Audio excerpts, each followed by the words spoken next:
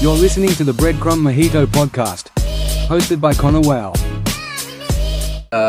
Cody, who was doing the social media for the businesses, he had his like professional camera.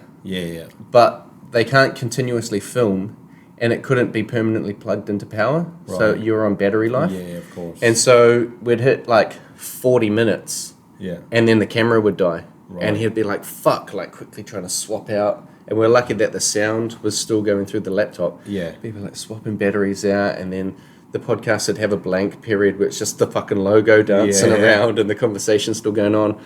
And then we were like, okay, that's not working. Yeah.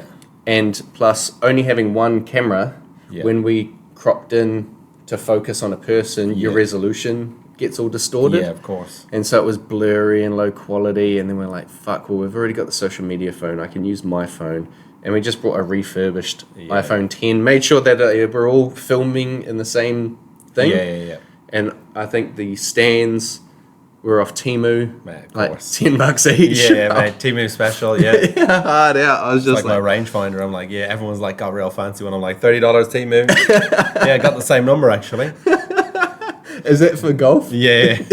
Really, you use the range? Is it like almost like the same as a hunting rangefinder, or is it well, I mean, golf? like it's when you're playing golf, you're like, you think you're a certain distance away, and like your clubs in your head, you're like, I'm good enough to know how far each of these clubs go. So you're like, oh yeah, amazing. I'll just take out my 120 club when really you're shit and you don't hit the ball the same every time. But it makes you feel better to know, oh right, I actually need this club, because sometimes the pin placement will change. So you're like, you look at like there's markers on the ground and you're like, oh, we're about 135 out based on the marker. Yeah. But the pin's back on the green, so you're actually probably 150, and it's just about making sure that you're actually giving yourself the right tools to be able to do it if you hit a good shot once in a round. So, because I know fuck all about golf. Yeah, man. So do I. That's the thing. Like, I've been playing it for a while now. I still know absolutely nothing. So the different types of like we watched Happy Gilmore 2 last night. Terrible. I watched it as well. It was so bad. I was like, this is going to be great. And then I watched it and I was like, this is so cheesy. Like the first one's amazing. Yeah. And like you've got such nostalgia for it, and then you watch that one and you're like, this sucks. The amount of cameos in it was quite impressive. There were heaps of cameos, like fucking M&M's in it, Post Malone. It was pretty ridiculous. But like, so you're meant to hit the ball the same way every time. Well, that's what you're trying to do. Yeah, and the clubs are different to give you different distance based on that consistent swing. Yeah, well, kind of. That's like the basis of it, right? Yeah, like, and it's funny. I saw there was like a YouTube thing or something, and it was Joel Damon, who's one of the he's like a professional golfer, but he's like super chill. Like he's just like just funny guy, and he was like, this is basically, if the wind's at you, you throw the grass up and then you take steps, and however many steps it is, you like need to club up that amount of times or whatever it is. And then people are like, oh yeah, that's really cool. And he's like, but it only really matters if you can hit the same shot every time, which you can't, so don't worry about it. So it makes sense for professionals, but like for amateurs, you're like, let me just hit the shot I can hit. And it's so funny because like you have like Miller was telling me about this thing that he saw as well, like, and you go on the course and you're like, oh, maybe I'll try do this and maybe I'll do this, and try and change it mid-round. Yeah. And he's like, some professional golfer or someone was like, dance with the lady you came with. Yeah. You know what I mean? Like, don't be trying to find a better looking one at the dance. Just dance with the one you came with and figure that out another time. And that's it. Like, it's mostly mental. Yeah, it's a game or a sport that I see and I'm like, it'd be nice to go and swing a club around for a couple of days, but fuck, do I have 6-8 hours to walk along the golf course and keep chipping my ball out of the forest and the water and the fucking sand, and I'll be 12 shots just to get onto the green where I can start putting. To be fair, it happens still sometimes, you know what I mean? Like, that's not like, it doesn't always just not happen. Like, once you get into it for a while, you're like, oh, I don't do that anymore. You're like, there's still days. Yeah. But it's the way I look at it now is like, for me, obviously life's so busy and stuff like that, you dedicate 4 hours to hanging out with your friends. You're like, right, we know for these next 4 hours, no one's going to be on their phone. We're all going to try be present. we're probably all going to have a mental breakdown mid-round, but that's okay because we're friends still. And then at the end, you have a beer and you go home and you're like, right, that was pretty cool. Hang out with mates. And you know what I mean? You catch up with friends and they're like on the phone and then coming back to the conversation where when you're there, like everyone's phone's in the bag.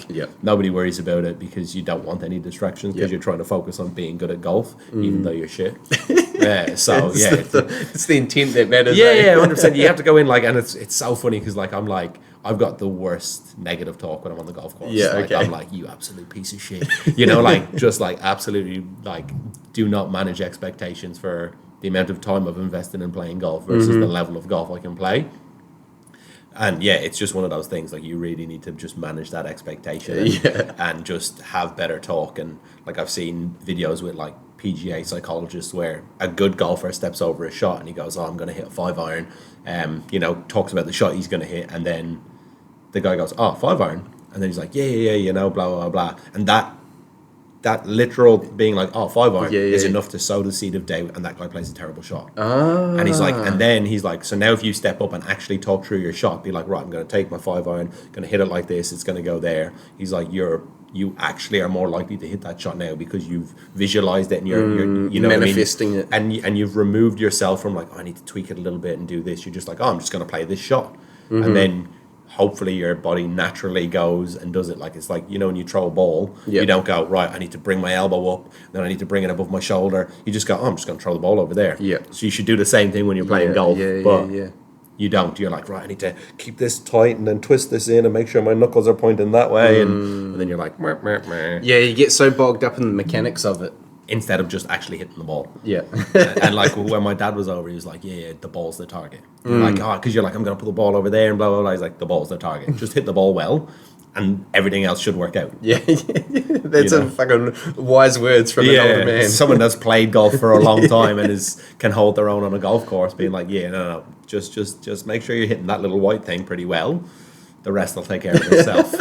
Good, love it. Love that wisdom. Do you want a cocktail? Can do. Coconut peach margarita, watermelon Negroni, or a porn star? We'll go with this one. Yeah, go on. 2012, isn't it? It's a sealed bottle at the moment. This is actually one of your special, one of your recipes. It must be terrible then. I've been drinking this the most out of anything. Yeah, I mean, I just love tequila, so I'm just like, just get around tequila. I was just in Mexico a couple of weeks ago, so I'm like... I want to hear about that trip. Cheers, bro. Cheers, mate. Good Thanks to finally get here. Yeah. Thanks for coming on. Not too terrible, eh? No, it's all right. So how was Mexico? So good. Like, I've been to Mexico before, but the last time I went, we were doing a Patron trip, and you arrive late at night, you go to a hotel for the night, and then you just get whisked out to Casa Patron, and you spend the time there, and then you leave. So you don't really get to experience Mexico because you're like in a gated community sort of thing. Where this one, again, we arrived at night, but we were like dropped in a hotel in Guadalajara, and you're like, cool. Wake up the next day, they're like, in the itinerary, it's like chill by the pool bar. We're like, amazing. Go up to the pool bar. Oh no, pool's closed for maintenance. So we're like, it's pretty sweaty. Should we just go for a wander? So we walked into Guadalajara Center, like saw all the churches, you see all the streets, get involved in like the actual what it is.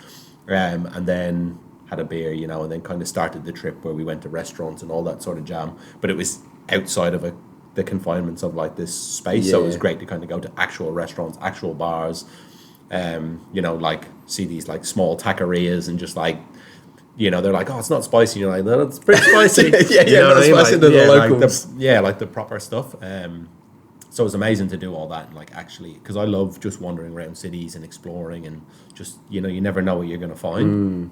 And it was actually wild because the last day we flew back to, we didn't fly, we drove. We were in Arandas, which is where the distillery is, and we came back to Guadalajara, checked in their hotel. Everyone had a bit of chill time. They were like, we'll meet down at the pool bar, have a drink, whatever. So I come down, walk into the pool bar, and Dan Walker is there from True Believers Los Arcos. He's like, what are you doing here? And I was like, what are you doing here? And I was like, I'm hosting an Altos trip. And he's like, I've got people coming over tomorrow for like a True Believers trip. And I was like, oh, amazing. And we just chat and shit. And then he's like, Alan has a bar around the corner. And I was like, nah, but his bar's in like Mexico City, I thought. Yeah, He's yeah, like, yeah. no, it's 2 blocks away. Perfect. The guy I know from Ireland has a bar in Guadalajara 2 blocks away from the hotel that I was staying in. So I was like to everyone, let's go. I could go. I know a bar, I know a guy. Yeah. And we went there and like had a drink, and it was cool to kind of get to see that. He wasn't there, which was a bit of a shame, but it was like all very last minute. And I posted on Instagram that I was there. The next morning he's like, where the hell are you? And I was like, I'm in Cancun now, leave me alone. And it was you wild, had your like, chance, missed it. you should have been at work. It was a Friday night or something. Like, Yeah, what kind of fucking manager are you? Where were you? And then like just cool experience, you know what I mean? Yeah. Like getting to be around, and then did Cancun, which was very just like resort, pina coladas in the pool vibe, which was amazing, but you know what I mean, slightly different. And then did 2.5 days in LA with one of my mates. He flew down from New York. Perfect. So we just like did all the stuff, like went to the Comedy Store, went to like Whiskey A Go-Go, went to Viper Room, went to Rainbow Room, cycled from Venice Beach to Santa Monica Pier, like just like sick. What Spent a great holiday. So much money. Yeah, like, I can imagine. So much money, but it was amazing. Because how many of you went over to Mexico? So it was only me and 5 others. So there was supposed to be like a retail element, and then there was supposed to be another market there as well. Yeah. But the retail people decided to go this month, and the other market pulled out last minute. So it ended up just being like us 6 doing the whole thing together. So it was really cool. Yeah. Really good group of people. So yeah, it was just like, you know, just like the perfect storm. Brace yourselves. It's sponsorship time. I know ads can feel like the Broccoli podcasts, but today we're talking about the Bar Society, a company I own and operate. So think of it as supporting my broccoli farm. This goes out to all cocktail lovers and hospitality pros. Are you ready to elevate your drinking experience? Introducing the Bar Society, New Zealand's leading clear ice supplier. Whether you're stirring down a classic old-fashioned or crafting the perfect gin and tonic, there's no substitute for crystal clear ice. Not only does our ice look stunning, but it also melts slower, keeping your drinks colder and your flavors perfectly balanced. From home bartenders to high-end establishments, the Bar Society's here to bring your beverages to the next level. Order today and see why we're trusted by the best bars and restaurants in New Zealand. Visit thebarsociety.co.nz and let us transform your drinks. The Bar Society.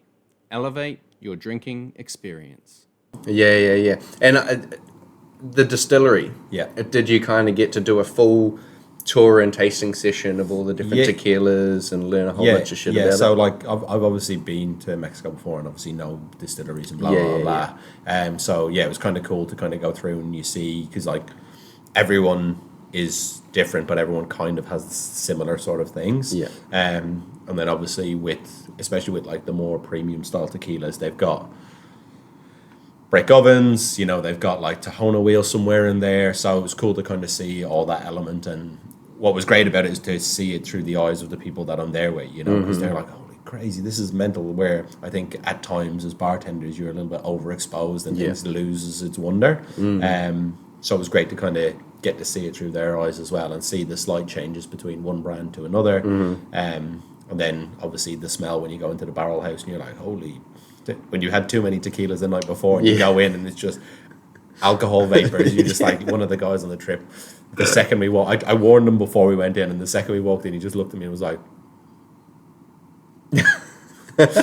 he was so silent in that room. And then the second they were like, it's time to go, he was like, right, out the door I go. Out the door I go, yeah. Because it's like a different world. Because you know, like if you've been to like, you go to Cadrone or something like that, you go into the barrel house, it's fine because it's New Zealand and it's the South Island and it's cold. Yeah. So there's not that much evaporation. Yeah. But when you're in stinking hot heat in the middle of Mexico, you're just like, woo. Yeah, like you have to like going into the barrel house, you have to like ground yourself. So you have to like stand on like a metal plate and hold a metal bar to like so that you've got no static electricity because you can't use your phones and stuff in there because any spark would just be like light the building up. Yeah. Wow. Yeah, that's something that you really don't think about, eh? Nah, because you're so used to like whiskey distilleries and stuff like that where it's cold and there's not that much vapor and you just do whatever you want. But like when you're in like hot countries with that stuff, you're like, nah. They're like, yeah, definitely don't be smoking in here. Yeah, the Dons aren't walking around with cigars and everything like that. It's not like it can be depicted on a movie. Wow, yeah, that's something I never really thought of. And like you say with whiskey distilleries, like, you know, it's cold. The booze is in barrel for years on years on years. Yeah. Whereas tequila, you're like essentially no barrel in like 3 months. Yeah. And it's such a high turnover. Yeah, it's crazy. Like, you know, obviously you've got like añejos and extra añejos now, which are becoming more and more prominent. So you have stuff that's sitting in barrels for maybe up to 5 years. But most of it's just like, let's go, get it out. And like, to be fair, like for me, like I love Blanco tequila the best because it's the truest representation of what it is, you know what I mean? And you look at like whiskeys and things like that, like the barrel is such a formative part of the process because that's what adds a lot of the characteristics, and they're going to sherry cask it and all this sort of stuff, because you're starting with like grain and things like that, which doesn't really vary from side to side, you know what I mean? But when you look at tequila, because the way the plant grows, like the formative years are when the plant is growing, because it can take 6 to 8 to however many years for the plant itself to grow and the sugars to get ripe. So that's where all the work is done. And then when you get your Blanco out, you're like, you can taste that raw, like that rough and everything, you know, the grassiness, all the earthiness. And then when you put it into a barrel, it starts to mellow out, which is why, like, you know, you've some certain people that like maybe don't love tequila as much will tend to lean towards an añejo because it's more whiskey style, lots of vanilla notes, whatever. Where the real tequila lovers are just like, buff, smash a Blanco, let's go. Yeah, what's the number one tequila that like if someone, you know, you walk into a bar and you see it on the back bar, you're just like, I want a shot of that. Altos, of course. Altos, yeah, mate. Come on now. Yeah, I'm too involved in just having a chat with my mate. Mate, I know genuinely. But I love Fortaleza. I love stuff that have that like Tahona wheel, that like that real earthy qualities to it. You know what I mean? Like where you really get to experience what it should taste like. You know, as opposed to being like mass produced. And just like, we made it so clean. I'm like, you're basically trying to make tequila vodka, where I want tequila to be tequila. Yep. So all of those sort of brands, like Tequila Ocho as well, is great. Like, don't get me wrong. Like, obviously, I work for Altos. Altos is delicious as well. But it's more like a mixing style tequila, you know, where like those sippers, I'll probably go more Fortaleza or Tequila Ocho. Yeah. Ocho, I do like Ocho. One thing that I'm liking at the moment is the Aquatecto. Yeah, Arquitecto. Fuck. I think that's delicious. And it is, you know, it doesn't have that real grassy earthiness to it. Like, I sort of taste it, and it's almost like a little bit of white chocolate. Yeah, so that's Dan Walker. So he's that's the part of the proof thing, the True Believer. So that's his side project out there. So but Architect, we used to have it at Clipper for ages, like Architecto was, because you get it in the big eco totes as well. You're like, pour it out. Away we go. And it's good as well, because with that, like, tequila's got so many rules and regulations around it, because obviously it's the first ever product to have a appellation of origin for true Mexico. So it was a thing that they were like, right, we see this being popular, we're going to make sure that we own it and we control it. And obviously there's different categories. So you can be a tequila, which most people refer to as mixtos tequila, or you can be like 100% agave tequila, which is what people tend to refer to as tequila. And Arquitecto kind of leans towards that 100% agave tequila, to the best of my knowledge, does all the stuff that it can do to be, but they don't bottle it in Mexico, so they can't call it 100% agave. So they do all the work and then they bottle it somewhere else so that they can obviously get it out, ship it, and then because like when you're shipping a pallet full of bottles, that's a lot of weight, where if you just do the liquid and then bottle it somewhere else, you can save cost, which is why it's easier to be. That's why they can make it a little bit cheaper. But the quality's not necessarily lost. So it's a great way to look at it, where you're like, well, let's just have a really quality product, and then we lose out on this 100% tequila, 100% agave tequila moniker that we can put on the bottle, but we're giving people a really good tequila at a really good price. And that's way more important, you know what I mean? Making sure you've got a delicious product and people can afford to drink it. Has, like, you know, tequila's definitely had maybe a new lease of life come into it recently. More and more people, you know, you hear more and more rappers talking about like Class Azul and Patron and shit like that, and it's got its notoriety, and fucking George Clooney was he Casamigos and things like that, and I know they've been in the news recently with some do your own research. Of course. Click the link below. Here we go again. It's ad time, but don't hit that skip button just yet. Today's sponsor is First Class Cocktails, another company that I own and operate, so technically it's less of an ad and more of me shamelessly promoting myself. You know what's better than a great cocktail? A great cocktail with no effort. Meet First Class Cocktails, New Zealand's premier provider of premium bottled, ready-to-drink cocktails. We're talking about perfectly balanced flavors, made with the finest ingredients, and all you have to do is pour, sip, and enjoy. From timeless classics like the martini and the old fashioned, to bold new creations like our pineapple and chili margarita, First Class Cocktails ensures every drink feels like a first class experience. Whether it's a night in or a party out with friends, we've got your cocktail game covered. Order now at firstclasscocktails.com and raise your glass to effortless luxury. First Class Cocktails, because every moment deserves to feel first class.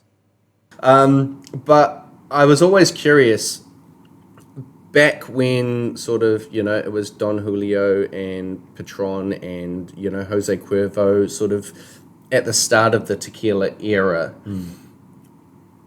Did you, because so much of it comes from the plant, especially in the Blanco state, are there inconsistencies in the flavor profile, or were they taking enough that they would blend it to get it to a certain level? Yeah. Like, do you have fluctuations in flavor profile? Because then now, how do modern day brands like Altos get a perfectly consistent flavor that is going to be shipped out to bars across the world? Well, look, because if you look at it, like the way they did through the distillation and fermentation process, they basically blend from the start. So they get the plant, which is like, depending on the size, but they cook it. So they get it, they chop it up, they stack it in ovens and they cook it. Then they take that raw cooked material and then they essentially juice it. So they can do obviously Tahona wheel, or they can do roller mill, or whatever they want to use. But already they're mixing all of the plants together at that stage. Then they ferment it in big tanks. So again, everything's being mixed at that point, together, and then they distill it. And then, they take their heads and hearts, heads, hearts, tails, whatever. So it's been blended the whole time, you know what I mean? So you're not necessarily getting like one plant really hugely impacting the flavor and things like that. And like when you look at like with the tequila versus 100% agave tequila, obviously 100% agave tequila is made from the tequila plant, the agave plant, the Blue Weber, where the just tequila branding, like 51% is made from that and 49% is something else. So it can be a cane spirit or something like that. So they're obviously, you know what I mean? Like there's going to be, that's where most people start their tequila journey on this. And that's why people are like, it's like, it's really rough and blah, blah, blah, blah. Where if you have like a really good tequila, it's like kind of sweeter. And like, so like you said, you get chocolate with Arquitecto and things like that. It's way sweeter and way more approachable than people realize, but they tend to have the not shit stuff, but just like the mass-produced stuff. You know what I mean? And I used to always say to people in the bar, I was like, it's like me going to someone coming in and being like, I don't like cheeseburgers because I had the McDonald's one, and now I won't have a cheeseburger ever. And you're like, well, there's definitely a difference between having a cheeseburger at McDonald's and somewhere like Parade where they're doing like smash burgers and like that's their forte. So you need to really approach it from like a level where you're like, you walk in and you're like, okay, I understand what the offering is here, and I'm going to judge it based on that offering. As opposed to being like, well, I'm going to judge you at the highest standard that you possibly can. Because that's just what I'm going to rate all bar food next to BK and Macca's. 100%. But you know what I mean? Like it's everything. You're like, and I feel like it's a big thing in the industry, especially from the bar side of things, is people come into bars and just expect every bar to be able to do what every other bar does. Which is such like it's just Ridiculous. nonsense. You know what I mean? Like you should people will go into a bar and be like, oh, I ordered this drink that's not on the menu and it wasn't very good, and I was like, that's probably why it's not on the menu. Do you know what I mean? Like it's like I always used to say as well, like you don't go into Prego and order butter chicken. They could make it like. They probably have like a boreal rice where they could do some sort of thing. You know, they've got tomatoes, they've got chicken. They could do, but that's not what they do. So, like, lean into what the bar does and what they're good at, and experience that element of it, as opposed to trying to shoehorn them into the experience you want. When there's plenty of bars that are willing to give you that experience. You know. Yeah, for sure. So I'm just thinking about like it takes so long for the Blue Weber agave to grow. Like I said, like, 7 to 9 years roughly. And I'm thinking about like wine in terms of like, you have a bad year weather-wise on grapes and that changes the flavor of the wine. Do the agave farmers say they have a colder year and the agave doesn't ripen, they just leave it in the ground and can give it another year so it gets to the sweetness? So essentially what happens is basically like it's just basically building up starch sugars, and then what they try and do is they try and catch it before it flowers. Okay. So once it flowers, you get like the quiote, and that shoots out of the top, and then if that happens, all the energy that's gone into goes into creating that. So you want to catch it before then.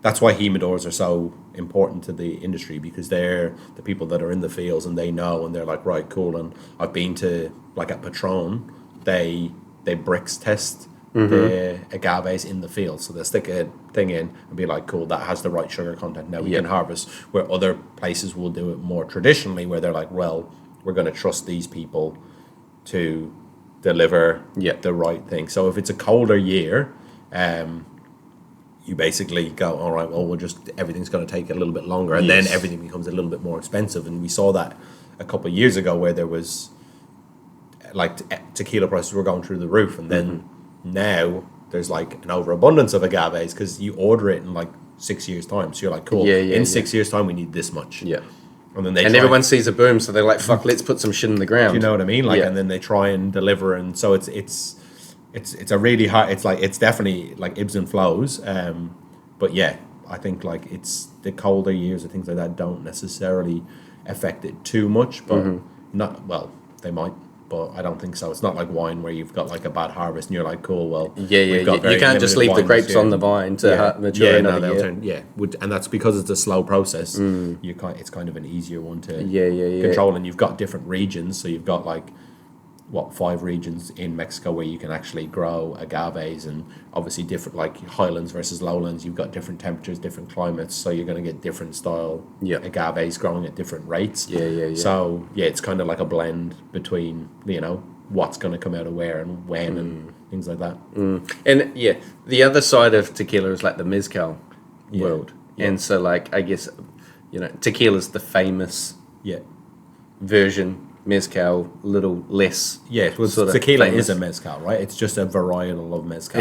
Being only made from the Blue Weber agave, whereas mezcal can be made up to like 40 different types of agave. There's heaps of different agave you can use. It can be a blend of them all, can't it? I mean, but it depends. Like, so obviously, if you go to like certain brands, like if you look at like, for instance, Del Maguey, which is obviously Pernod brand, they have like Vida, which is kind of like they're like, for want of a better term, like mass produced, where they're just trying to get it out to people so that people can, it's like an entry level, bring people into the mezcal world where it's blended. But then you go to all the different, you've got like Chichicapa and all those different ones where they're like, right, well, we're actually going to work with a single supplier and get their expression of what mezcal is. And that tends to be more the beauty in mezcal, is where you're like, how do you do it? And then they're like, this is how my family has always done it, and blah blah blah. And then you can't produce huge quantities, but that makes it more special. And you go from like one town to another. It's kind of like accents, you know what I mean? You go from one city to another, people have slightly different accents, and it's the same when you're with those things. You're like, well, we make it slightly differently, and it tastes a little, you know what I mean? And this is our reflection of what this product is, which is sick, because you get to like sip and be like, oh, cool, and you just kind of get to immerse yourself in that person's world, right? Because they're like, this is a reflection of who we are and where we're from, which is really cool. Yeah. Have you had an opportunity to go and meet like little families and little villages No, and taste not, mezcal? Not yet. I'm hoping. Yeah, you know what I mean. It's much better when it's on a work trip. Miller's actually going to Oaxaca. Oh, really? Next month. Yeah. He's hosting Cal, because Cal won the Del Maguey comp in Sydney Bar Week. So he's going over there and going to do all that, which is I'm definitely very jealous of. Yeah. But yeah, I think it's definitely on the list to go and just, like I said, I love wandering around places and just go and be like, right, what happens? Obviously, I'll probably have a local there with me that make sure I don't get like robbed or anything. Because even when we were in coming back from this trip on our way to the airport, our taxi got pulled over and they like handcuffed the taxi driver and they were like, right, have you got any money so we can help you? And we were like, no, we don't have any money. And then they're like, okay. And then they like, all right, you guys can just go. So we just had to go and get another random taxi that pulled over to the side of the motorway to bring us to the airport. No shit. So it's like there are like safety issues. But I think like as long as you're not like a stupid guy going out being stupid and flashing cash and that sort of way, and you're also respectful. Yes. Which is why you probably see lots of people from different countries. Who aren't necessarily respectful of culture and tradition going to a place like that and then being like, well, we're going to take advantage of this person. You know what I mean? They brought it on themselves. Well, They have the spotlight on them. They're drawing attention to themselves. And obviously nobody deserves that, but you can see why those people get targeted over other people that are actually just like super chill, want to know, want to be nice, that sort of thing. Fuck yeah. I've heard some stories from other friends that have been to Mexico and one of them kidnapped. Yeah. And like, thrown in the trunk of a car and taken out to the fucking woods and shit. Yeah, it's crazy. Like, you know what I mean? Like it's definitely, but like you also gotta like at the end of the day in those situations you're just like, here's money. And they're okay, cool, that's all I wanted, and you're like, sweet. Yeah. You know what I mean? Like you're just like, whatever. Money. I'm like, fine. I would rather give you more money than you want and be alive and then being in a dodgy situation in Mexico. Yeah. One of the worst places to be in a dodgy situation. Yeah, you're just like, here's money. And they're like, oh yeah, that's exactly what I want. Great.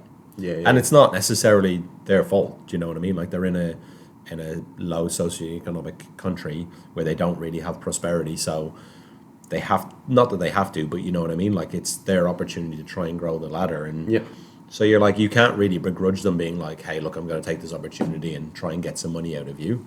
And just be like, cool, there you go. Right, I go off happy that I'm not dead, and you go off happy that now you've got some money to do some stuff or whatever. Feed the kids. Thank you very much. It's just, what a great transaction it is. You're really supporting the local economy. That's it. All right, team, it's that time again. Sponsor advertisement time. Look, I know ads can feel like one song on repeat, but today's sponsors are the Bar Society and First Class Cocktails. If you've listened this far through the podcast, you already know that they're two companies that I personally own and operate. So hey, if you're rolling your eyes, at least roll them over to our websites and get ready to take your cocktail experience to the next level. Imagine this: First Class Cocktails premium bottled drinks paired with the Bar Society's crystal clear ice. It's a match made in cocktail heaven. Whether you're hosting a dinner party, impressing guests at a wedding, or just treating yourself to a well-deserved drink, these two brands will bring you everything you need for a flawless pour.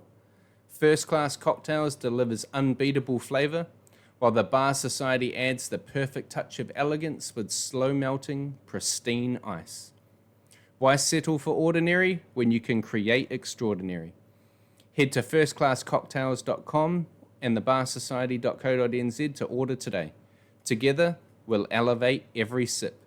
First Class Cocktails and the Bar Society. The perfect pairing for your perfect pour. Love it, bro. Love it. I normally start with like an origin story, but we've jumped kind of straight into it. Straight into Mexico, Straight into Mexico. I'm not from Mexico, just FYI. I don't know if anyone could hear it. So, you're in an amazing spot right now, working for Pernod. Yeah. Trips to Mexico, talking about tequila, having a great time. How did you end up there? At Pernod? Yeah. What was sort of the story that led you to this sort of rep role? It was Miller, really. Like, so I obviously we had Clipper, sold Clipper, kind of bounced around, did some stuff. And I was like to him, I was like, oh, you know, I need to like think about what I'm going to do next, you know. And the thing I did next, I wanted to start lowering the totem pole, because I was looking at jobs in hospitality and stuff like that. And you're like, the only jobs that I want to do, I have to apply for like a seniorish role, or like a role where I have like control. And then there's nowhere to go. You're either there and you do that and you're like, tick over and then hope that they give you more money next year or whatever. Yeah. Or wishful thinking. You become an owner or that sort of stuff. So I was like, right, well, if I can't do that, what do I want to do? And I was just chatting to Miller, and he was like, oh, you know, there's probably some roles coming up at Pernod soon. And I was like, sweet, if something comes up, just let me know. He's like, easy. And then went about, did some stuff, was applying for jobs and whatnot. And then he was like, oh, there's a role coming up. I was like, sweet, threw my hat in the ring. And yeah, just got it. And I was like, it was one of those things where you're like, I don't know if I'm going to like this sales guy sort of thing, you know. But it's been great, because it's not necessarily been sales. It's been more relationship management and going in, and like the way I approach it is I go into a bar and go, if I own this bar, what do I think would add value? And then those are the conversations that I have with people. I'm not like, hey, can you pour more of this? I'm like, how can we do something really cool? So it's great to be in a position where I can make that happen for other people's businesses as well, because I know how hard it is out there. So being able to be like, hey, let me use this position of fortune that I have to try and help make your business better and help you be sustainable in this environment where it's so hard for people out there, you know, like it's so hard to run a business right now, especially in the hospitality industry. So being able to be on the side where I can do some good and support, sick. Yeah, and that's a great mindset to come at it from. Like, you know, instead of trying to make the sale, you're instead trying to add value to them and their customers' experience. Yeah, and then the sales will come. Exactly. You know, if you build it, they will come. Yeah. Oh, no shit. And so had you had rep experience before doing this, or was this your first sales guy? It was the first sales guy. No, I worked, I kind of did a bit of sales when I was not sales, like I worked retail sales, but I worked in the showroom department. I did like a Bunnings type thing in Ireland. Yeah. So it was like selling kitchens and bathrooms. And stuff like that. Check out this new toilet. Soft clothes. But yeah, so I kind of had a bit of that, and then I was national brand ambassador for Bacardi Martini. So I traveled the country chatting shit with people. In New Zealand? In Ireland. In Ireland, yeah. Yeah, so I did that for 2 years, and that was great. And just kind of, you get to travel around and you get to see the add value side without actually having any of the sales implications, where you're like, hey, I'm just here for like, I always say high fives and hand jobs. That's my job. It's just like going around making sure everyone's happy. And like, and in that role, you're just like, right, how do I add value? How do I build brand? How do I, do stuff that makes sense for the venues? And that's my biggest thing, is I don't want to shoehorn things in, because like we'll have activations happening all the time and these different things. And I'm not going to go to a venue like Panacea, for instance, and be like, hey, do you want to do a Malibu promotion? Because it's not really, doesn't fit, right? And it's not going to add value. So that's how that side of it kind of really helped me with that adding value side. And it actually stems really back to a conversation that I had with Kane Stanford. He used to be Bacardi person in New Zealand. I don't really know what his job title was. I don't think he really knows what his job title was. But when I was doing Legacy, he was like, everything you do should be adding value to your overall position on what you're trying to achieve. It's like, if you're not adding value, why are you doing it? And that's kind of how I've now, it's like something that I've really tried to incorporate in everything I do. I'm like, what value am I adding to anything? You know what I mean? Because you can rock up in a venue and be like, let's do this thing. And then they're like, cool. And then at the end of it, you're like, sweet, status quo continues. So how do you really actually do something cool for a venue and add value? And the more you help other people succeed, the more people will want to give back and help you succeed, and be like, if Darren's talking about this spirit and he's talking to us about it, he's talking about it for a fucking reason. Yeah. It's not just another sale in the books. Type thing. Because I've never really been that. Like obviously I've got targets that I need to hit and stuff like that, but it's even apparent like it's not like you have to have this much sales or blah blah blah. It's more.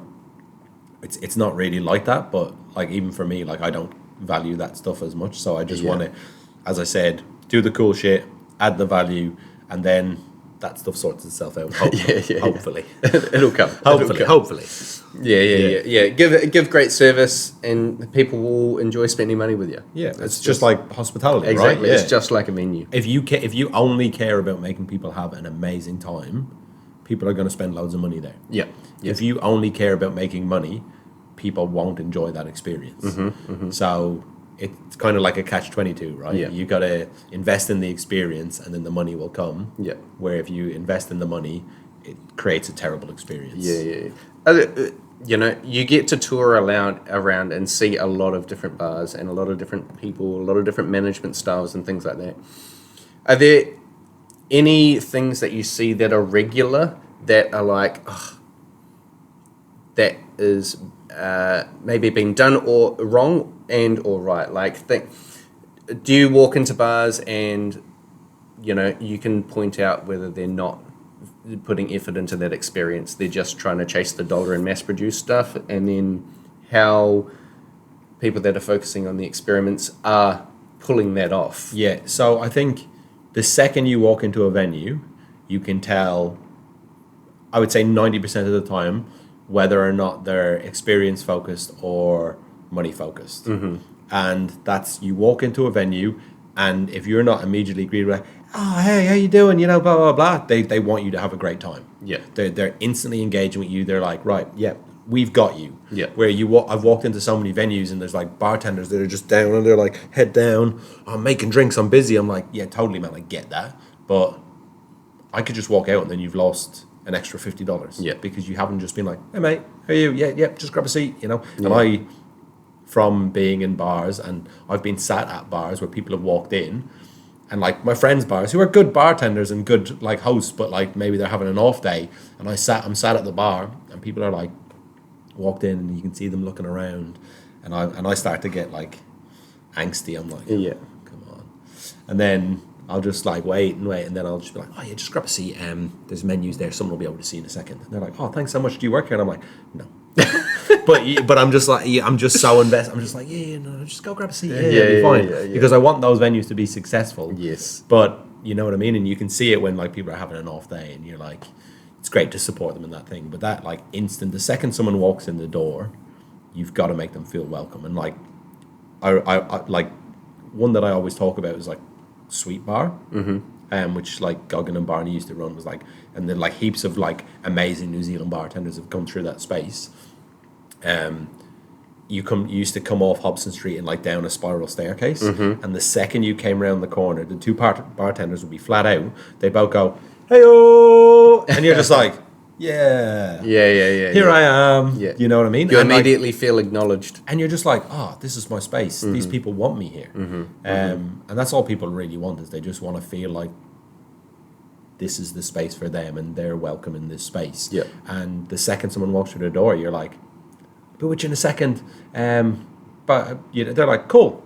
Yeah. Instantly, I'm like, people don't great. mind waiting if you at least acknowledge they're in the building. Yeah. Exactly. Yeah. Right. Yeah. You just want to, and that's a big thing. And like, I think as well is, like for me, like I kind of changed how I do things. So like previously, I used to be like, especially when I was a young bartender, I'm like, right, I've got all these amazing ingredients and I'm going to create this amazing drink and blah, blah, blah. And not that I don't want to do that anymore, but now what I do is I find a picture of a beautiful drink, or I picture what I want the drink to look like, and then I work backwards. Okay. So I'm like, I want a drink to look like this because I know it's visually appealing. I know people are going to take photos of it. I know it's going to, all this stuff, tick, tick, tick. And then I go, right, how do I work backwards? Yeah. Now, it needs to be red. Right, what red ingredients do I have? Yeah. It needs to be this, right. And then you look back at your menu and you're like, right, I've got too many vodka drinks. I'm like, this one could be tequila. And then you chop and change it out, like, and then you rework. But I start with the end product of what it's going to look like. That's a very interesting way of thinking about it. But you think about it, when you go into a bar, say you're looking at the menu, and then a drink walks by, and you're like, "Shit, that looks good. Yeah, Can I have that one? Which one is that?" Yeah. It's that process. You're like, it's so much easier to be like, Eat with your eyes. Aesthetically beautiful drinks, and then figure out what they taste like later. Yeah. Because you're like, one needs to be red, one needs to be blue, one needs to be this, and you just, you know what I mean? And then you're like, right, cool, great. Yeah, and it's just to connect the dots after that. Yeah, it's literally you do a mood board of what the drinks are going to look like, and then you just make those drinks.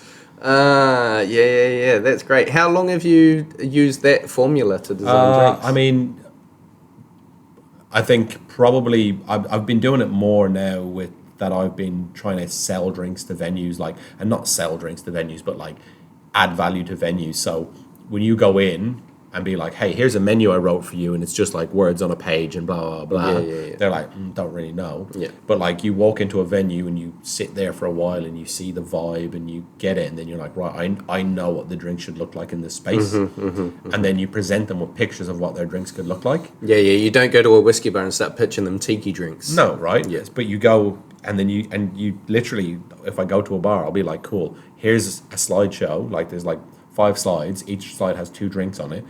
There's no spirits, nothing. It's just these are what I think your drink should look like. And then they're like, yeah, amazing. Can I have those drinks? And I'm like, yep. Yeah. And then I just come up with the drinks later. Yeah. I'm like, yeah, this one was an absolute drink all the time.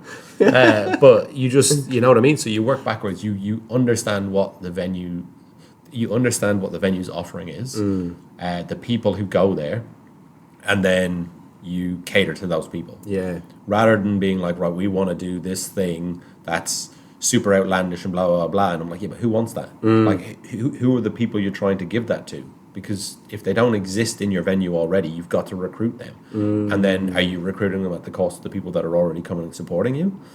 So it's really nuanced situation, right? You've got to understand.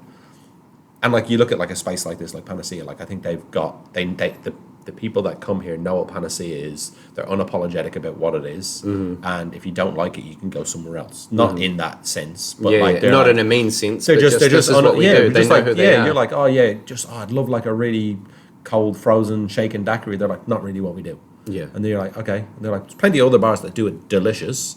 We can offer you what we do. And it's a restaurant mentality, right? Yeah. We go back to the Prego thing. Prego do really good pasta and pizzas and stuff.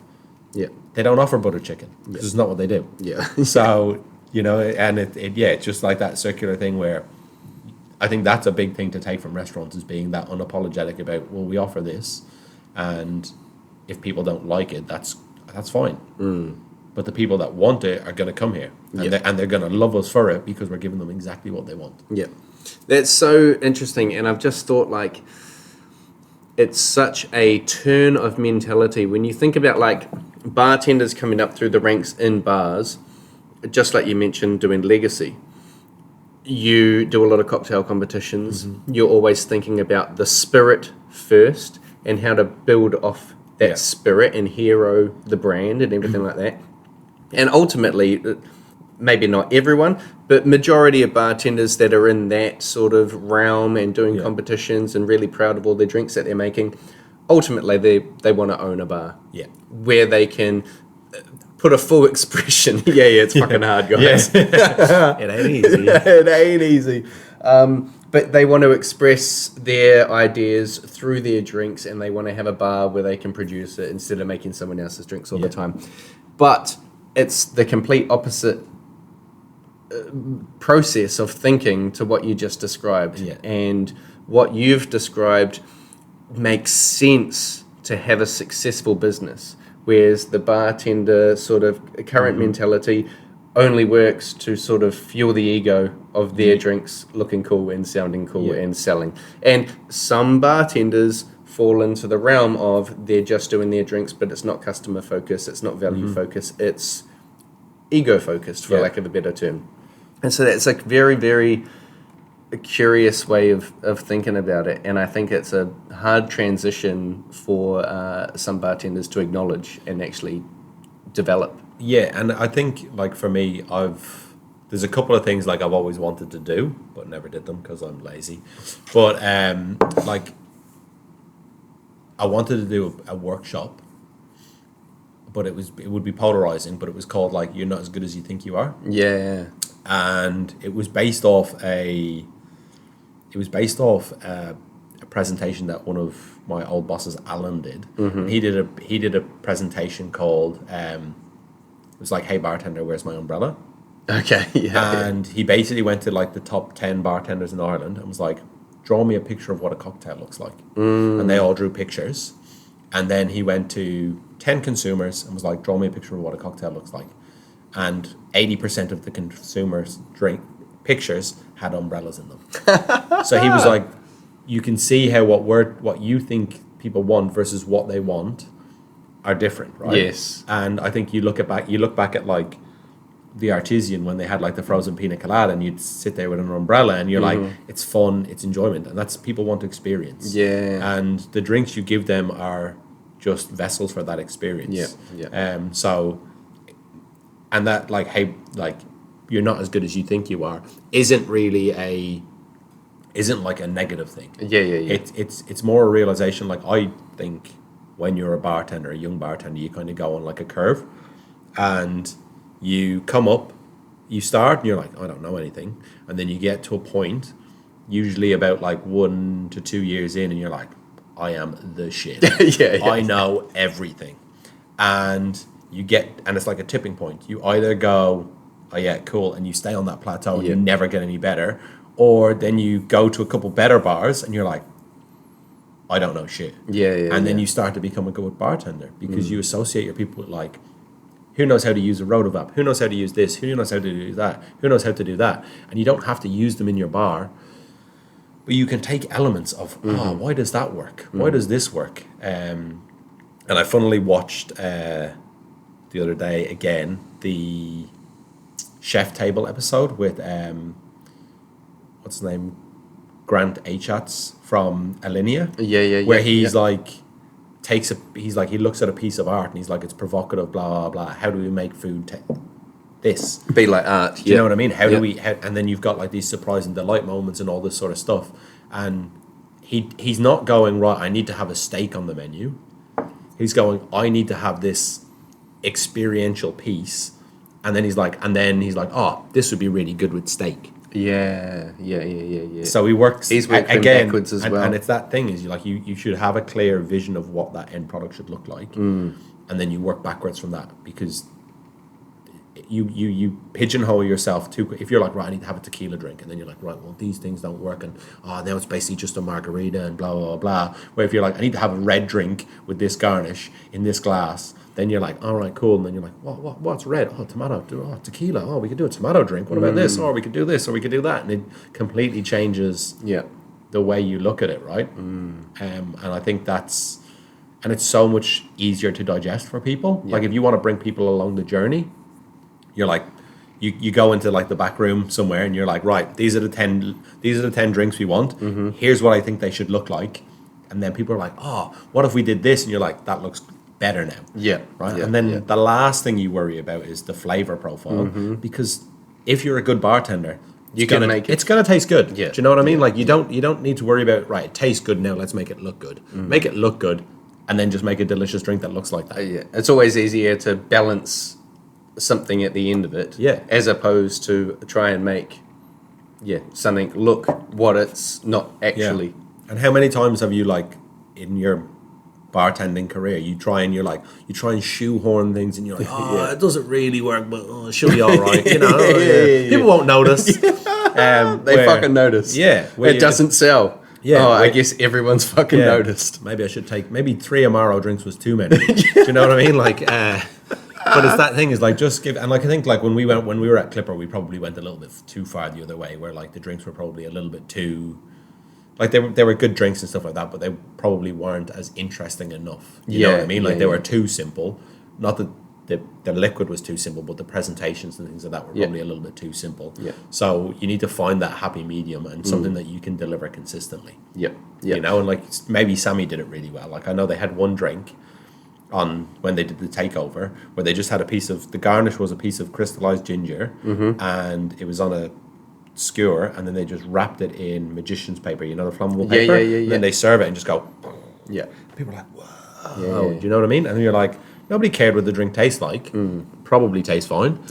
But it was that element that you're like, wow, now it's an experience. Yeah. We had a drink like that when I was at Eau-de-Vie called Money to Burn, and it was a little steel goblet, and we had $100 American notes printed on flash paper, and you'd roll it up half the way and peg it to the side of the cup, and as soon as you put it on the table, you'd light it and amazing. I cannot remember what the fuck was in the recipe. Yeah, but I remember what it looked like. Yeah. Yeah. And then it's the thing is like, and then the more you do stuff like that, the more you'll have people come in with different, like in my head, I'm like, is that flavor? Is that paper scented? Because it should have been when you light it, then you get a spritz of aroma, and you know what I mean? And then people will add, and you're like, oh, what about if we did this? And what about if we did that? And it has to be a collaborative process. Yeah, it's full Can't sensory. be one person being like, this is this, because you don't, you've got biases, and you just can't get past them, right? And then you need other people's perspectives to come in and be like, oh, well, what about this? Or what about that? And just last week in work, we did like an AI workshop on using ChatGPT to problem solve. Okay. And you can basically be like, cool, this is the style of drink that I want to do, blah, blah, blah, blah. Give me 5 non-expected or unexpected solutions to get to that drink. Yeah. And then it's like, cool. And then you're like, now remove biases that you think I might have, because the more you use it, the more it understands your biases, changes it again. And then you're like, right, now take into the fact that I'm in New Zealand and I need to keep local produce, and it's like boof, and then you go through this iterative process that you would go through as a group, and then you have a more refined pool, and then you're like, right, we'll take this information and now we'll as a group workshop it, not just go, right, I'll take this information and do it, because you still need to, it still needs to be fine-tuned and tweaked. tweaked. You don't have the nuance, and they call it AIQ because it's like AI plus IQ, so you can't just have AI, you have to have the IQ in there as well to be like, well, actually, this isn't going to work because I know these flavors, or I know that tomatoes are going to be $50 a kilo in a month, or like, like limes. Like, you're like, I know limes are going to be really expensive, so let's not do that. But it's just a great way to kind of expedite that process. Yeah. And then you can't just take it. You can't just go, right, ChatGPT, write me a 10-drink menu, because it's probably going to be shite. Yeah. Here's your Blue Lagoon. Here's your Harvey Wall Banger. Where if you've got that vision of what the drink looks like, you can type that in, describe the drink, and then go, let's brainstorm this. How do we make it? How do we add a surprise and delight moment to this drink? And then it's like, oh, have you thought about doing this? You're like, I hadn't, but now I have. Yeah, that is fucking genius. Like I've always believed. I heard someone, or maybe I read it online, but it was the fastest way to get the right answer is to say the wrong answer. Yeah. Because people can't help but correct you. Yeah. Whereas when you just ask the question, what is 2 + 2? People look at you like you're an idiot. Yeah. But you say 2 + 2 is 5, they're like, no, it's 4. Yeah. And you're like, oh, bingo, got the right answer. Amazing. That bartenders, I'm probably guilty of this, especially back when I was fully involved. But I'd go to bars and I could look at the menu and be like, oh, I would have changed that. Yeah. I would have changed that. I would have changed that. And so using ChatGPT to essentially give you a basic structure of a cocktail, then you could look at it and tell it where it's wrong and critique it in certain moment and get further down the process, as opposed to just like, oh yeah, I'm trying to design a margarita that ain't a margarita. It's funny as well, like, that I've had to really... So it's hard not to be a wanker when you go into bars like that. You're like, oh, I wouldn't have done it differently. So look at me. There's 2 things I do now. Either when I go to a bar, I just have like a beer and a whiskey or whatever, right? Because I'm like, I don't really want to do it. But then the other thing I do is when I go in, I'll only drink menu drinks that they created. I'll try not to order classics, because I'm like, well, this is what they're presenting me with. This is what they're good at. So I should lean into that, like I said at the start. Yeah. I should be going, right, well, if you think you're good at this, amazing. I'm going to have that. Where I think so often you'll go into a bar, you'll read the menu, be like, I don't trust the bartenders to make these drinks. I'll have this classic, and then they give it to you and you're like, this is terrible. You're like, yeah, because you should have ordered the drinks that they're able to make. Yeah. Those are the ones they're good at. Yeah. You ordered something they might not be good at. Yeah. So just bring it back and order the drinks on the piece of paper. There's definitely one there for you. There definitely is. Yeah. It's like you've fucking like watched my life, because I used to be that bartender. I'd be like, I used to have this fucking arrogant wanker rule Whereas, like, every new bar I go into, I order a daiquiri, because if they can't make a cocktail with 3 ingredients, I can't trust them with 6. But daiquiris are hard though. Like, like there's so many elements that completely change it. You know what I mean? Like what seasoning in for the limes? Yeah, like, bingo. What tequila are you using? Yeah, so many bars. Who made the sugar syrup today? Yeah. Who like this? How old is the ice in the well? Yep. What shaker are you using? What glass are you using? Was it in the fridge? Was it not? Was it in the freezer? Blah blah. There's so many. It's such a difficult drink to get right every time. Do you know what I mean? It's such a wanky fucking rule to be like, yeah, this is it. Like where I'm just like, I love honest bartenders. I love honest bartenders when you go in and you're like, can I get this drink? And they're like, nah, we can't really do that. And you're like, why? You're like, we're not good at it. And you're like, sick. Sweet. I'm like, amazing. You know what I mean? That self-awareness to be like, it's not what we do. And you're like, yeah, cool. Yeah, that's on me, not on you. I remember one time we were in I think we were in Rambling Rascal. This was years and years ago. I was in with a group of friends for Sydney Bar Week, and we went in and like, someone was like, I was like, oh, beer, you know what I mean? Like beer and a whiskey or whatever. And someone was like, oh, can I get a Negroni? Or can you make a Negroni? And they were like, we could. And then they were like, we'll just have beer and whiskey then. He's like, yeah. Do you know what I mean? Like we could. And you're like, yeah, fair enough. That's all you need to say. Yeah, it's like, I'm reading you. Loud and clear. Yeah. I'm picking up what you're putting down. Yeah. Oh, fuck, that's gold. Yeah, I do appreciate that. I remember, some of the first cocktails I made. There was an older couple. They would have been like, 50s and 60s. And I'm glad you didn't say 36 there. Nah, too close. Too close. But they were like, oh, you like making cocktails, this, that, and the other. I was like, yeah, I really do. I was like, I've just invented this new drink. And they're like, oh, okay, we'll take one. And didn't even ask me what was in it. And I made it for them, sent it to the table. It immediately came back. Yeah. They're like, we'll have a wine, please. Yeah. I was like... And it's that thing, is like that age-old thing of a good drink can only be judged by if someone will order a second, and a third, and a fourth. Yeah. Because if they're not willing, like, because I've had so many drinks where I'm like, oh yeah, this is good. Do you want another one? No. Yeah. I do not. What about tomorrow? Still no. Yeah. But you know what I mean? But like those classic like drinks, and like I said, we used to do, like, is it delicious? You know what I mean? Because there's some classics that I'm like, they're just not delicious. Like, I don't think Negronis are delicious. Yeah. It's just not my cup of tea, you know? But, and I think bartenders use that as like this like rule where they're like, oh, we need to have a Negroni style drink on our menu. I'm like, do you really? Yeah. Like, why? Who like, I get if you're in like a bar like this and you're like, people are coming in specifically for Negronis, great. But if you're like a restaurant bar that does like spicy food and stuff, all right, mate. There's like spicy, that I say. It does like spicy food and stuff. I'm like, Negroni's probably not the drink for those people. You don't need to have that drink. I'm with you on that. I find the same with craft beer. Yeah, just cold and wet, mate. Yeah, like hazy. I'm like, get away from me. I'd love a Heineken or a Peroni or a green bottle. Yeah. Is it green in a bottle? Nice. But like, when it comes to your fucking super fruity double IPAs with Fruit Loops in it and candy floss on the side, I'm like, people are like, try this sour beer. I'm like, get away from me. They're like, no, it's cucumber flavor. I'm like, double get away from me. Like, just put it in the bin. Just cold and wet. Like, simple. Like, that's all I want is just cold and wet beer. Yeah. Like, tequila soda. Yeah, just like easy drinks. Yeah. That's why I'm here to have a drink. Yeah, I'm just here to just like have a chill. Like, especially like after a day's, I don't know how anybody can finish a day's work and be like, yeah, I'll just have the hazy thingamajigger. I'm just like, nah, it's just like so much admin to drink that drink. Yeah. This is obviously personal opinion, you know what I mean? I know there's people that love them, but I'm not that person. I'm like cold and wet. Yeah. Like, literally, I was in Hallertau yesterday, and I was like, they were like, oh, what beer do you want? I was like, the one that has the least amount of flavor. Yeah. And she was like, oh, we've got this like low carb beer, and I tried it, and I was like, well, still got a bit much for me. I was like, but I'll have it. Oh, that's gold. That's like, I find whenever I get home after a day's of work, and like Amanda, she's put the little one down, and she'll be like, do you want a drink? And I was like, yeah. Like, what do you want? Anything. Yeah. Like, if it's in this house, we clearly drink it. Yeah. Put it in the glass. It doesn't matter. And one day she just gave me a glass of water. I was like, perfect.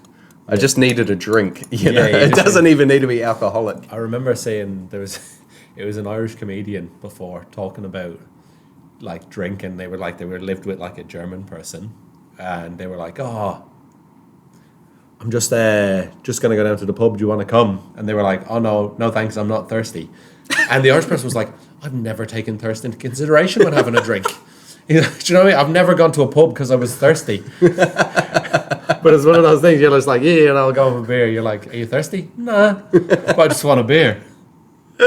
Oh, that is fucking so true. That is so true. And in the German world, it'd probably be like, well, what type of glass are they serving the beer in? Because every beer has its own particular fucking glass. Yeah. It's I can't get caught up in all that. I'm just like, just cold and wet. Literally. Like, what's your cheapest one? Because that's probably got the least amount of flavour. Is there any, how long have you been in New Zealand? Since 2012. So I went back home for a bit, like, so 2013 I went home for like a couple of months. Then 2018 to 2020 I was back home. So been to and fro, but 2012. So have you drunk things like double browns? Mate, Dobros. Yeah. Okay, day. You're all with the Dobros. All day. Yeah. Like literally, we did Arj from Quick Brown Fox. He did a cocktail competition years and years ago in Floston when it was there, and me and Ian did triple browns, where we took a swig of double brown and put a shot of Quick Brown Fox on the top of it. It was actually delicious. Yeah, triple browns. So that was going around for a little bit. But yeah, Dobros, just like so good. Dobros, the Ranfurlies, you know, just shit beers. Yeah. Like I love shit beers. That was like our go-to when we were in school. Yeah. Like when you're just cresting 18 and you got to get your older brother to go to the Pack and Save and buy a box, and you could get 20 cans for $20, and it was just so good. Fucking, we are making bank, boys. Yeah. And I had one recently, and I haven't had one in so long that I was just like, fuck, it's just as shit as I remember it. Just delete it, right? It's like, gone. And the thing as well is like over here, like you're like talking about drinking like when you were 18 years old.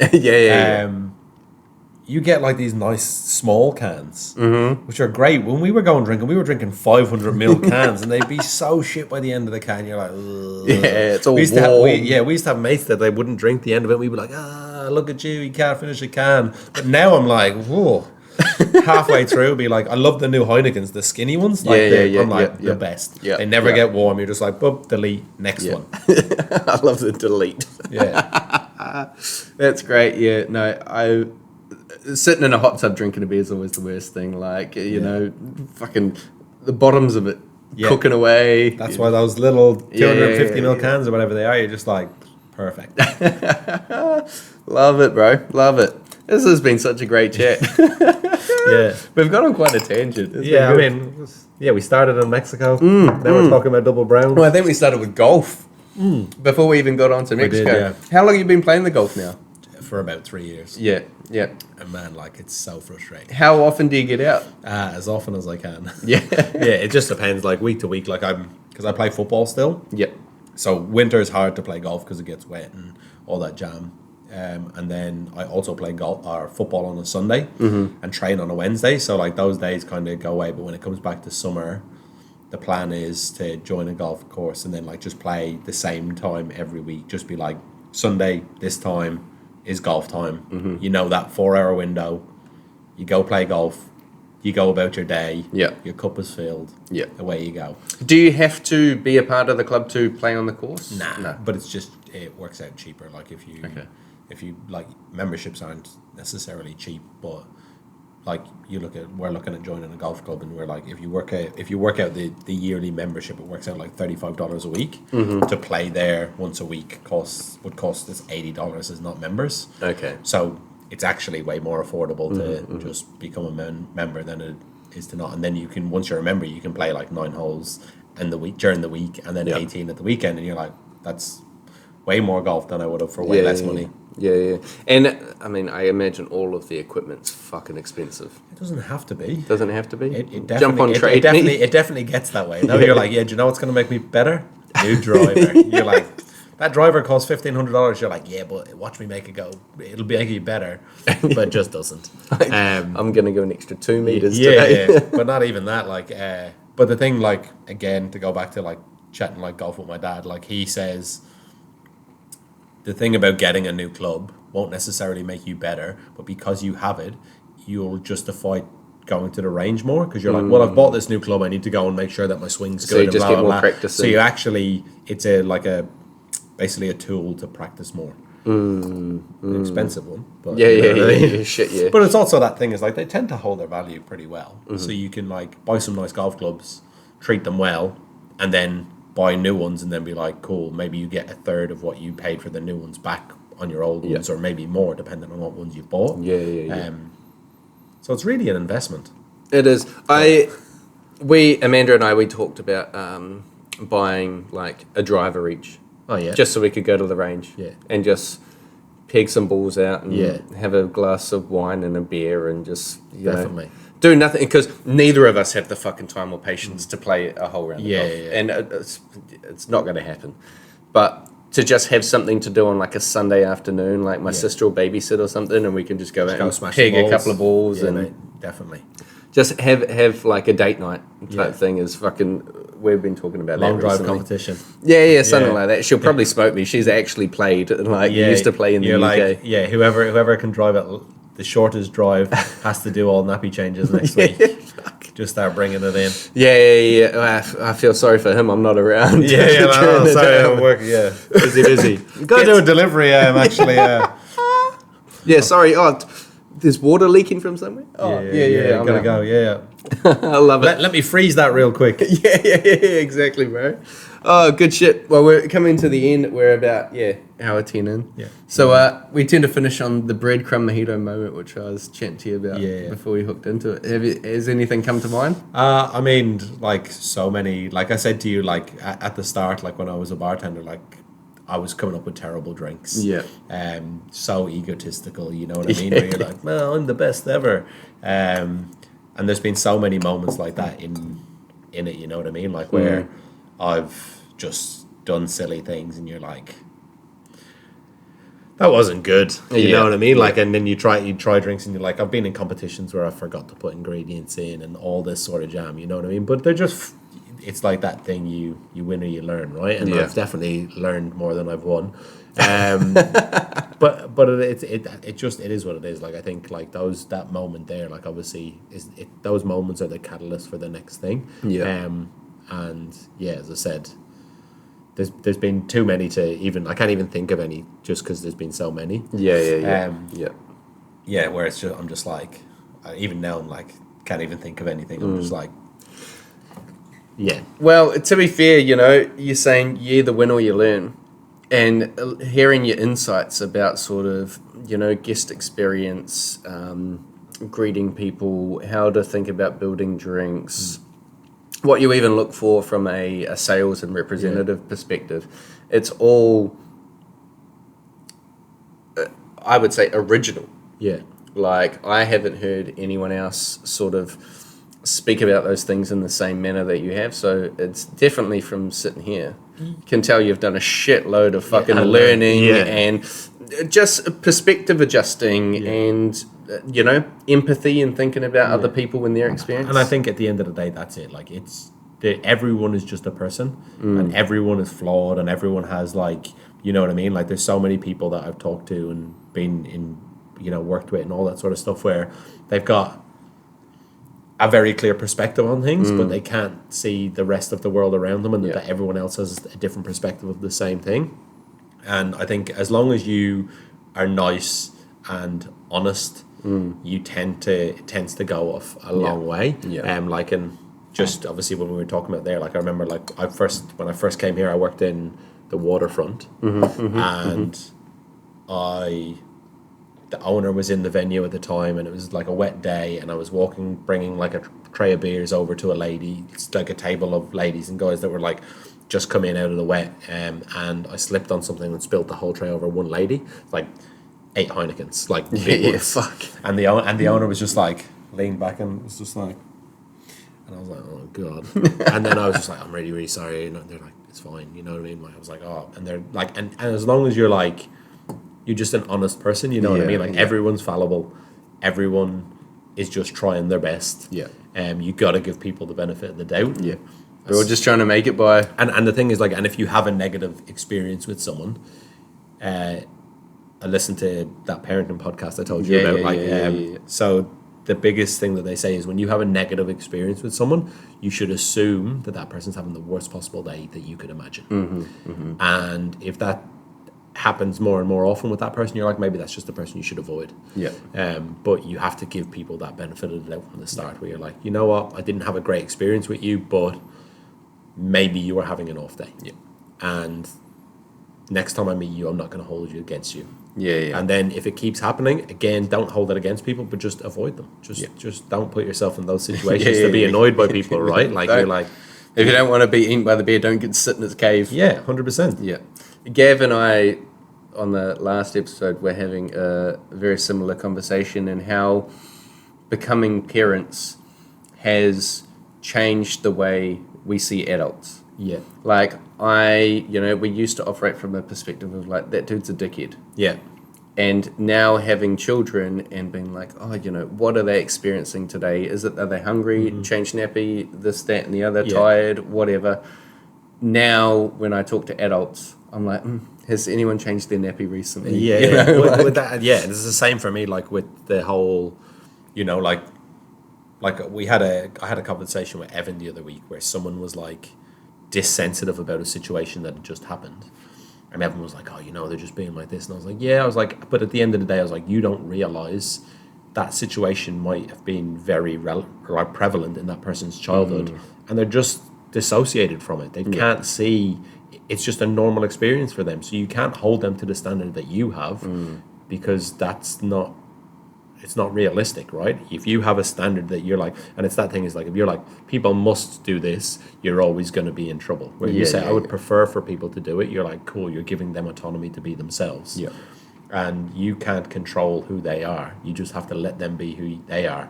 And obviously I've done like couples therapy and all that sort of stuff, like, and they a big thing they say in that is you should be aware of what's happening in you and curious about what's happening in someone else. Where I think when situations happen, you go, that person did this because of that. Instead of being like, what they did made me feel like this, and didn't make you feel, you chose to feel that way, you own your own emotions. But like, I felt that way because of these things. I wonder why that's happening. I wonder why they did that. And then you go, hey, why did you? And then you get to know that person better on like a level where you're like, oh, do you know what? You're just a flawed person, the same as me. Because everyone's the same. Everyone's struggling. Everyone's just trying their best. And then if it turns out that they're just a shit person, you're like, cool, I'm just gonna avoid you. I don't need to give you any time. No, that is very insightful, philosophical, empathetic words. Thank you very much, bro. Easy, mate. Appreciate your time. This is great. Thank you very much, everyone. Ciao. Oh, great. That is so well put, that last comment. Very, very, very well put. That's it for this week's episode of the Breadcrumb Mojito podcast. Follow us on Spotify, YouTube, Instagram and TikTok at the Breadcrumb Mojito podcast, and look out for next week's episode.